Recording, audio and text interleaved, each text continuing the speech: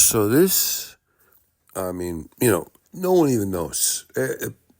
When you start something out like this, you gotta get a little leeway because it's a very, very artistic endeavor. It's almost like Picasso. When Picasso was saying, I'm gonna paint a great picture that everybody can watch, he had to struggle till he got a great one. He always got it, but it's like Joe DiMaggio. I'm going to hit for my 53rd game in a row, boys. He struggled. It was a little hard. He had to fit, when he got the 53rd, he got the 54th. You know what I'm saying? So this is chapter 1 of the great story of Uncle Dinner and Thunder Top. Now, the way this story begins is just like this right here. I'm a stupid dog. We were sitting around, me and the man, we were sitting around in the big parlor room.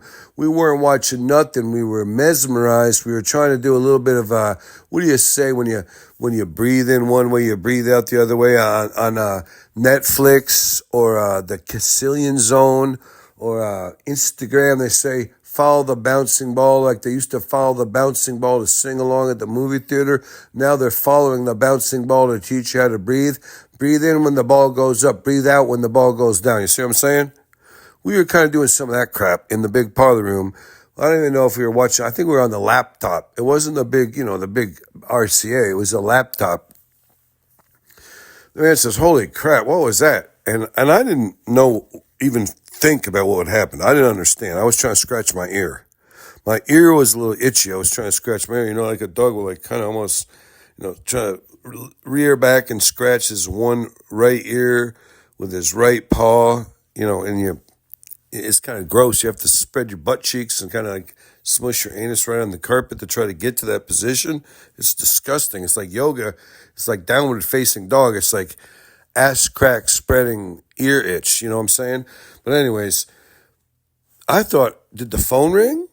No, the phone did not ring. I was like, did your phone ding? Like you had a text message or you had an email? No, the doorbell. And it's been a long time since the doorbell rang at the Manor House. The Manor House has a beautiful chime of a doorbell, a big, robust chime that chimes throughout the entire residency of the Manor House. It was set up long ago. It's a sequence of chimes. It's electronically driven.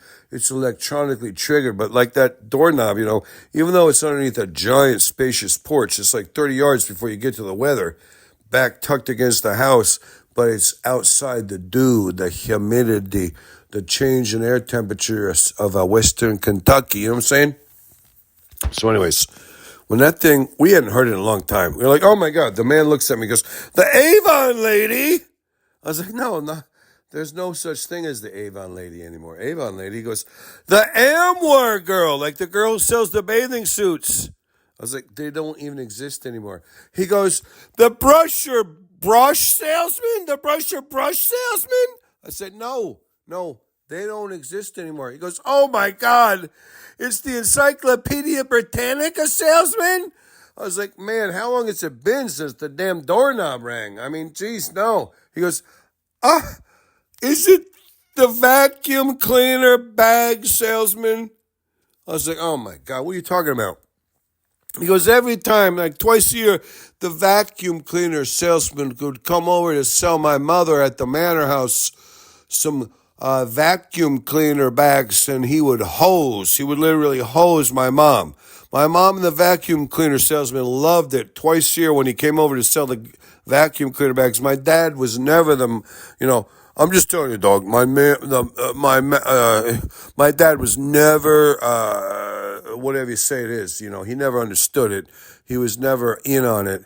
I forget, never to what to wear. I forget what you say when you say he was never. He didn't know. Okay, he didn't know any better. But twice a year the vacuum cleaner salesman came over. He would sell my mom the vacuum cleaner bags. She was so happy. I was like, why are you baking an apple pie? Why is the house so clean? Why do you break out the Christmas candles? It smells like, black cherry all over the house, I'm like, what's going on? It turns out the vacuum cleaner salesman was coming over. He was going to fuck my mom, up in one of the upstairs anterior rooms.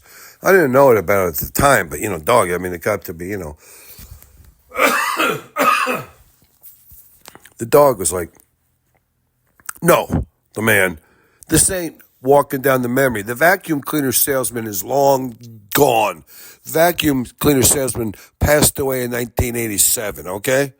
The new vacuum cleaner salesman came along in 1993, but he was a Hispanic. Your mom wouldn't have nothing to do with him. And then your mom died in like 1998. So no, your mom is not part of the whole situation, has nothing to do with that. This is the doorbell is ringing. And the man, he looked at me, says, you know, the last time I answered the doorbell, I got a, what do you call it when they sent you a telegram? I looked at him, I was like, a telegram? What? He goes, yeah, a telegram. A telegram, like it comes across the wires. They tap it out in Morse code. They bring you a message. You got to give the guy a tip. He's dressed up like a bellhop. He gives you a piece of paper. It says, so-and-so has died. Stop. Instructions for the funeral to follow. Stop. They didn't use period. They used stop.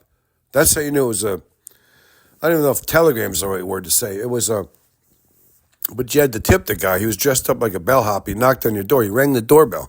Like, if you got a telegram from some guy ringing the doorbell, it was bad news. That's what it meant in the old days. I looked at the man. I was like, go look. That's all I can tell you. The man, he had great trepidation. And this is chapter 1 of the uncle, so-and-so and his rat pet. So anyways, the man, he finally gets up. He takes a big, long, hard swig of his bourbon to give him a little bit of what they call it, staunch. Give him a little courage. He stepped up. He walked over. He walked straight across the big parlor room, which the big parlor room is situated at the front of the house. So then he walked through like the vestibule area. I don't even know what it is. The staging area. He walked in and he walked all the way up to the big, giant, beautiful doors that open out onto our big, beautiful, giant front porch. He swung those doors open wide, like he thought, if somebody's there, it's a showdown time. Turns out, once he swung them doors open, there stood Uncle Dinner. We didn't know it at the time, but tucked down into his denim coat, he was standing there in dungarees. Dungarees are like denim jeans, a flannel shirt, and, his crazy salt and pepper hair. He had a Genesee cream ale in his hand. He must have been driving. He was driving this big blue station wagon. I don't know. It was two-tone. It was big. It was like 27 feet long. I don't know if it was a Chevy product or a Ford product. I kind of thought it was a Ford product. I don't know though. I don't know. It could have been a Plymouth, for God knows. Who knows? It could have been a Plymouth, two-tone, light blue, imitation wood, but a darker blue imitation wood sidewall, a big, beautiful sky tone, baby blue station wagon. Maybe it was a Plymouth. I don't know if Plymouth ever made them things. Plymouth made a big, giant, beautiful car that you could have turned into a station wagon. It was army green. This thing was a beautiful. Anyways, there stood Uncle Dinner. And we didn't know it, but tucked down into his denim jacket. He had dungarees, which are basically denim jeans, but they're not jeans. They're different. They're a little more hardy. I don't know what the story is. He was standing there, and we didn't know, tucked into his breast pocket of the inlaid pocket, the pocket where all the cool people pull out their cigarettes. They might pull out their pen. If they have a certain piece of documentation, they tuck it in there. Little did we know, down tucked in that situation was this big-ass gray squirrel with the big bushy tail, thunder top. We didn't know that then, so I'm not even going to talk about that. The man was like, holy shit. The man was so crestfallen. The man staggered back, through the hardwood floor and the carpeted areas of the entrevue, the entrance of the manor house. He didn't stumble all the way back into the parlor room because the parlor room was segregated off from that area. It was big enough you could have a ping pong table or pool table and really spaciously swing. You could do whatever you wanted to do.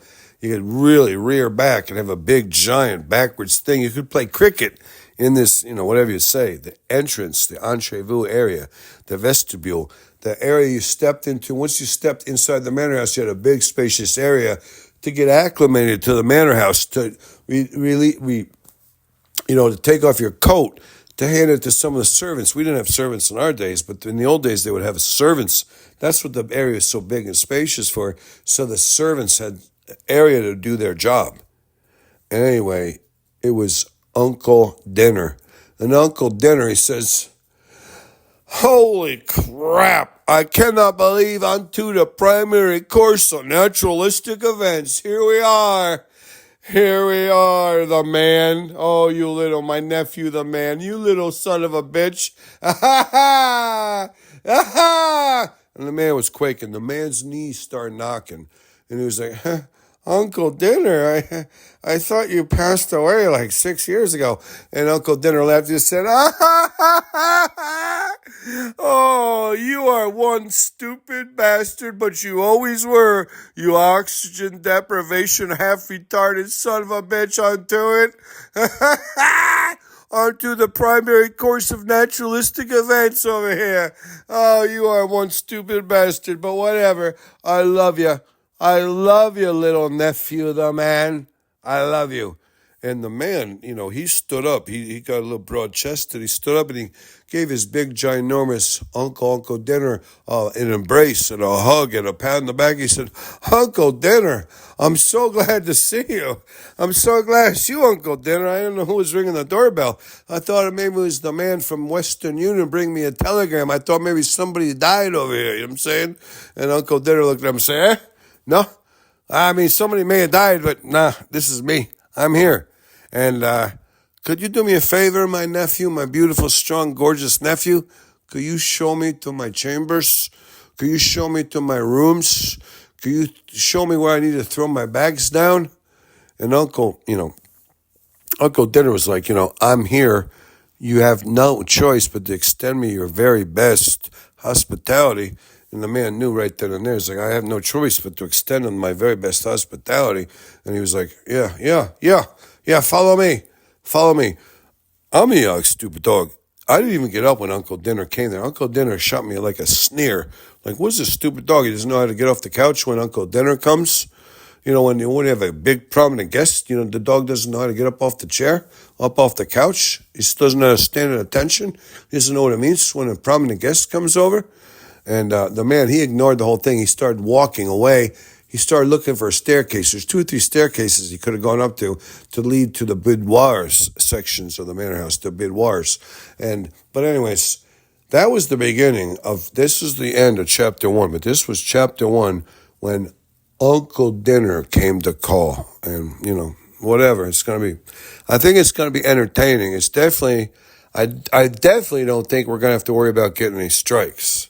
During this part of the, whatever you'd call it, this is a new narrative. It's maybe a new novelette. The one good part about it is I don't think we have to worry about getting no new strikes from the AI, bureaucrat who runs YouTube.